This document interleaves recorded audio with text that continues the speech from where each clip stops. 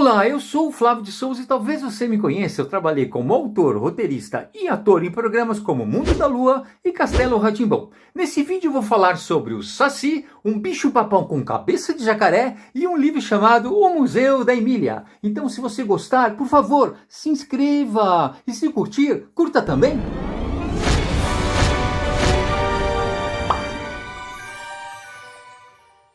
Essa é a segunda versão desse vídeo, porque ontem, no almoço, eu comi feijoada vegetariana.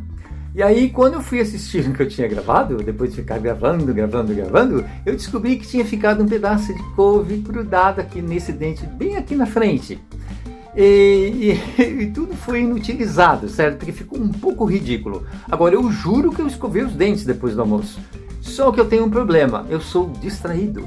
Inclusive eu vou fazer um vídeo chamado Vantagens e Desvantagens de Ser Escritor. Uma das desvantagens é ser distraído, porque a gente tem muitas histórias, muitos personagens dentro da cabeça e tem umas coisas que a gente não presta atenção quando deveria prestar atenção. E certas coisas acontecem, a gente se comporta como um personagem de comédia de cinema mudo. Na verdade, foi bom eu ter que fazer de novo, porque também aquela primeira versão ficou, assim, eu falei muito solene e a maior parte do tempo muito sério. Por causa desse assunto, por causa desse senhor que está aqui, que daqui a pouco eu vou falar dele, eu fico meio assim, que é uma coisa que não tem nada a ver com essa obra-prima da literatura infantil brasileira e do mundo, que é a série de livros do Sítio do Pica-Pau Amarelo, cuja principal característica é a irreverência e o senso de humor. Agora que tudo voltou ao normal, quero muita obediência dos meus súditos. Dia 18 de abril de 2019, eu finalmente realizei um grande sonho. Eu comemorei o aniversário do meu mestre, o escritor Monteiro Lobato, no sítio onde ele morou. Eu fui para Taubaté, uma cidade do interior de São Paulo, e visitei o Sítio do Pica-Pau Amarelo. O Sítio do Pica-Pau Amarelo, que atualmente é uma atração turística muito bem organizada, apesar de descontraída. Foi muito emocionante. Porque apesar do sítio não ser exatamente como a gente imagina que é, porque ele não é como ele é descrito nos livros do Sítio do Pica-Pau Amarelo, é muito emocionante estar lá porque ele morou lá e foi o lugar que inspirou os primeiros livros que eu li na minha vida e que foram os únicos que eu reli durante a vida toda, e também o programa preferido de televisão da minha vida, que fez parte da minha infância. Nosso jardim não tem começo nem fim. Borboletas que dançam e parecem ser gente. Grilo que fala e brinca com a gente. Deu para perceber que ele é meu ídolo? Então você imagina a minha emoção, a minha alegria, a minha satisfação quando anos depois eu fui convidado para escrever o texto de uma peça musical chamada Sítio do Pica-Pau Amarelo, o Musical. Então eram com pedaços do livro Reinações de Narizinho, e combinava com o casamento da boneca Emília com o Marquês de Rabicó, que é aquele porco, né? E ainda consegui colocar o Capitão Gancho de vilão da história. O Capitão Gancho é aquele que é o inimigo do Pepe Pan. Por que ele é meu ídolo?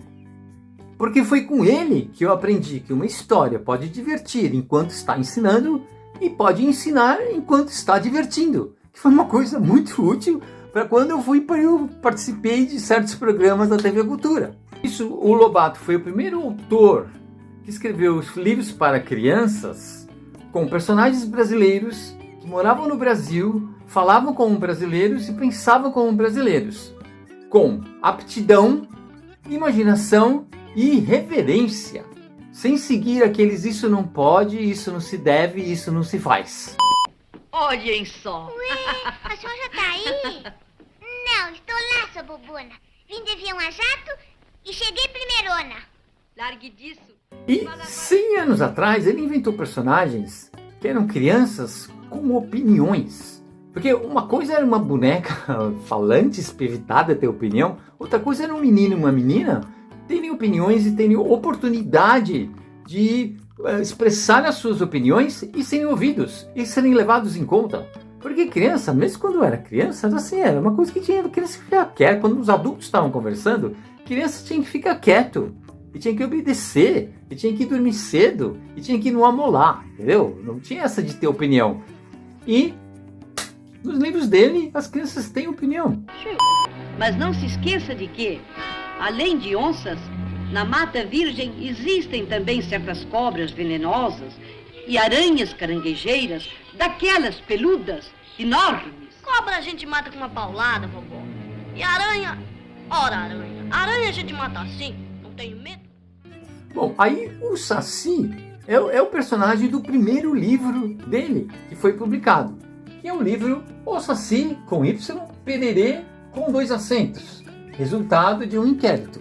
Esse livro é o seguinte, ele trabalhava no jornal O Estado de São Paulo, e ele pediu que leitores, em geral, mandassem depoimentos de aparições de Saci e de coisas que os Sacis tinham feito. Relatos reais, certo? Mandaram muitos e muitos e muitos. E as pessoas jurando que aquilo era verdade. E aí ele reuniu nesse livro e publicou esse livro. Tá certo? E aí, o Saci voltou a ser um dos personagens principais do terceiro livro dele que foi publicado. Se chama O Saci, por acaso. E é muito interessante porque tem esse personagem que teoricamente é um monstrinho, que faz diabruras contra os humanos. É um personagem mau, porque ele atrapalha as pessoas que estão querendo trabalhar, ele judia dos bichos, principalmente dos cavalos, etc. E neste livro dele, por isso que chama O Saci, ele não só se torna praticamente amigo do Pedrinho, que é o herói principal dessa história, como ele ajuda o Pedrinho a salvar a Narizinho, que foi enfeitiçada por um outro personagem folclórico muito interessante, só que o Saci é de origem indígena. E a Cuca, que é a grande vilã dessa história, ela é de origem africana. Agora fale, sua bruxa. Como é que quebra aquela bruxaria? Fala logo. Não é coisa fácil, não. Para desfazer aquele encanto, eu preciso de um fio de cabelo da Yara. No Brasil existem vários estudiosos e especialistas sobre a obra de Monteiro Lobato. E existem algumas poucas autoridades sobre esse assunto. Uma delas é a fantástica, maravilhosa Marisa Lajolo, que por acaso foi minha professora de literatura no 2º e 3º ano do secundário, no Colégio Equipe. Do qual eu me orgulho muito, porque afinal eu fui aluno de uma autoridade do meu mestre, tá certo? Então quem sou eu para dizer que o Saci é o melhor livro da série do Sítio do Pica-Pau Amarelo? Eu não sou ninguém, só que essa é a minha opinião. Eu acho que esse é o mais bem escrito, é o mais bonito, apesar da história não ser das mais emocionantes e instrutivas, etc. Porque na verdade é instrutivo, porque fala bastante de folclore, apresenta vários personagens do folclore brasileiro. Mas o que eu acho mais legal nesse livro é que ele descreve, é o livro onde ele descreve o Sítio do Pica-Pau Amarelo. Ele conta as árvores que tem, ele fala da horta, ele fala de várias coisas que depois ele nunca mais falou. Esse foi o terceiro livro dele que foi publicado. Eu acho que depois aí ele achou que já tinha descrito o suficiente o local onde se passam essas aventuras, né? Na verdade, assim, as aventuras acontecem em um monte de lugares, inclusive no céu, né? Mas a maioria das coisas que acontece no Sítio do Pica-Pau Amarelo, né? Numa casinha branca, lá no Sítio do Pica-Pau Amarelo, mora uma velha de mais de 60 anos. Chama-se Dona Benta. Dona Benta é a mais feliz das vovós, porque vive em companhia de seus 2 netos. Lúcia, a menina do narizinho arrebitado, e Pedrinho, um menino tão valente que não tem medo nem de onça. Por que esse livro foi útil para mim? Por quê? Porque anos depois, não muitos anos depois de eu ter feito aquela peça Sítio do Pica-Pau Amarelo, o musical, eu tive uma segunda oportunidade de trabalhar com os personagens do meu mestre, o mestre dos mestres. Eu participei de um livro chamado O Museu da Emília, que é o quê? É uma peça, pequena peça teatral que ele escreveu, chamada O Museu da Emília, e aí me convidaram para fazer uma versão em prosa desse livro, chamado Museu da Emília também, é claro. Agora, por que isso aconteceu?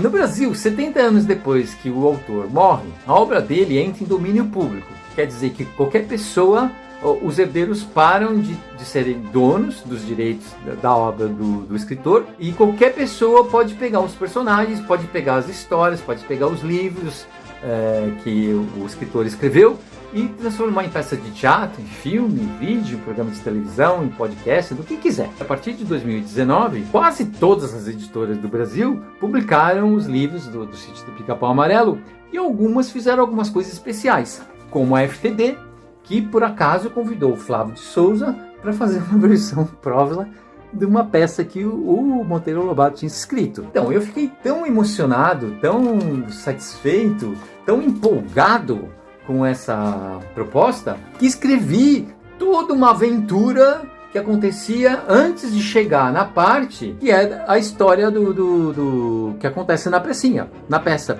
Pecinha não é porque ela não é boa, é porque é uma peça pequena, realmente curta. Cortaram toda essa primeira parte, falando, escuta, a proposta foi para você pegar a peça e contar em prosa. Mas tudo bem, não tem problema. Por que eu continuei ficando feliz? Porque várias coisas que eu tinha inventado a mais, que não acontecem na peça, ficaram. Porque numa peça, geralmente passa em poucos cenários, em um cenário ou poucos cenários. A peça do Monteiro Lobato acontecia toda na sala da casa do Sítio do Pica-Pau Amarelo. E aí, como eu estava contando um conto, eu contei coisas que acontecem fora da casa. Tá certo? Então acabou ficando assim, eu tive uma participação maior, vamos dizer assim, quase uma coautoria com o meu mestre. Um detalhe interessante é que em 2018 a obra dele entrou em domínio público. Isso foi exatamente 100 anos depois que o primeiro livro dele foi publicado, porque isso aconteceu em 1918. Isso é só uma curiosidade, tá bom? E aí teve uma coisa que foi mais interessante ainda para mim, é que nessa história, na peça do Monteiro Lobato e na versão para prosa que eu fiz, tem a participação da Chapeuzinho Vermelho e do Lobo Mau. Eu tenho uma certa obsessão por esses personagens, tá certo? Eu escrevi vários livros que são variações dessa história. Por exemplo, Chapeuzinho Adormecida no País das Maravilhas. Certo? É o Chapeuzinho misturado com várias outras histórias. E tem uma outra que Eram 4 Vezes, que é uma peça de teatro também, em que conta o que a mãe da Chapeuzinho fez enquanto a Chapeuzinho estava indo para a casa da avó, o que a avó fez enquanto a Chapeuzinho estava indo para a casa dela, o que o lobo fez enquanto a Chapeuzinho estava indo para a casa da avó e o que o caçador fez enquanto a Chapeuzinho estava indo para a casa da avó. É uma peça bem divertida, que é uma grande variação dessa história tão conhecida como a Chapeuzinho Vermelho, que faz parte deste livro.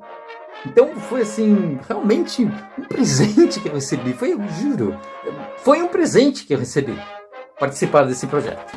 E qual foi a minha surpresa quando eu soube que numa revista literária, uma pós-doutora em literatura, professora emérita da Federal do Paraná, tinha feito um artigo sobre o Flávio de Souza, me chamando de um Lobato pós-moderno. Que melhor elogio eu poderia receber, né? Para fechar, vou falar 2 coisas. Dessa pintura que eu fotografei lá no Sítio do Pica-Pau Amarelo, deve ser um pica-pau amarelo. Na verdade, eu não sei muito bem como é um pica-pau. Eu acho que eu sei, eu acho que eu já vi um pica-pau, mas eu não tenho certeza que é assim, não. Mas tudo bem, é muito bonito, então eu pus aqui. E aí eu vou falar de outro desenho, que é esse desenho aqui que eu fiz, para eu saber, quando eu estava inventando aquela história bem mais comprida do que era para ser, mas de qualquer maneira, para escrever a história do Museu da Emília, que tem nesse livro, eu queria saber como era mais ou menos o sítio. Então, a partir das informações que eu peguei em todos os livros dele, que eu li de novo todos os livros dele para escrever esse daí, eu fiz um mapa do Sítio do Pica-Pau, tá certo? Inclusive o Maço de São João, onde ficava o galinheiro, onde era o tanque, onde era o pomar, onde tem as terras de plantação, que não é um pomar, e tem a horta, né? E, inclusive com a casinha do tio Barnabé, que tem uma grande participação no livro do Saci, e também a história maluca que eu inventei. Eu teria muito mais coisas para falar sobre o Monteiro Lobato. Bem, Mas isto já é uma outra história que fica para uma outra vez.